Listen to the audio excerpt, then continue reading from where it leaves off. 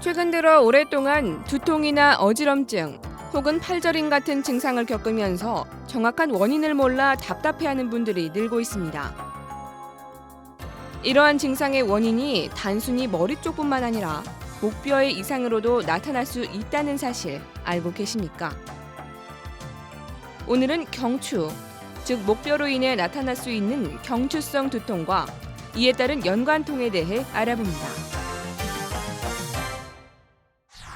경추성 두통이라고 하는 것은 두 번째, 세 번째 척추신경에서 유래하는 후두신경, 뒷머리 쪽 신경을 의미합니다. 후두신경이 관여하고 있고 부수적으로 척수와 연수에서 유래하는 부신경이 간접적으로 영향을 미칠 수 있습니다. 왜 경추, 즉 목뼈의 손상으로 두통을 느끼는 걸까요? 이는 경추관절의 무리로 주변 신경이 자극되면서 경추신경의 손상으로 이어지고 이에 따라 후두부에 문제가 생기면서 두통이 발생하게 되는 겁니다. 하지만 대부분의 사람들은 단순 두통이라는 생각으로 다른 원인 때문이라 착각하기 쉬운데요. 이것을 우리는 연관통이라 부릅니다. 증상으로는 편측성 한쪽으로 후두부와 귀 쪽으로 올라오는 두통이 발생할 수 있고요. 심한 경우에는 눈 쪽으로 통증이 넘어올 수도 있습니다.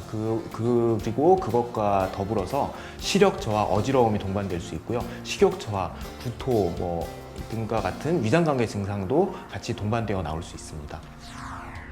연관통이란 원인 부위와 통증 부위가 같은 신경을 갖고 있기 때문에 우리 뇌가 착각을 일으켜 통증을 오인하게 되는 경우를 말합니다. 연관통의 대표적인 경우가 경추성 두통이라고 볼 수 있습니다. 경추성 두통의 치료 방법은 우선 약물적 치료를 들 수 있습니다. 초기에 약물적 치료와 적절한 운동 스트레칭으로 치료를 하면 아주 만족할 만한 치료 성적을 보일 수 있다는 연구 결과가 나와 있고요. 그렇지만 약물에 반응하지 않는 경추성 두통의 경우에는 신경 차단과 그리고 근육 치료 등등, 그리고 고주파 열 응고 치료법 등등이 치료에 응용이 될 수 있고요. 그리고 그에 반응하지 않는 경추성 두통은 또 원인에 따라서 경추에 대한 추가적인 진단과 검사가 필요할 수도 있습니다. 일상이 돼버린 컴퓨터 작업이나 스마트폰 사용을 잘못된 자세로 계속할 경우 목관절에 부담을 주면서 경추 손상을 야기시킬 수 있습니다.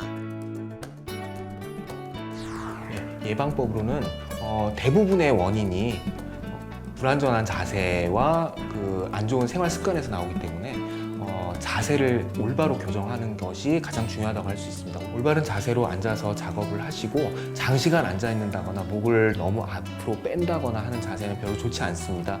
그리고 1시간에 최소한 한 번씩이라도 스트레칭을 해주셔서 근육을 풀어주시는 것이 가장 중요할 것 같고요. 그 외에 균형 잡힌 식단과 평소의 운동으로 혈액순환과 근육 강화에 힘써주시는 것이 가장 좋은 예방법이라고 할 수 있겠습니다.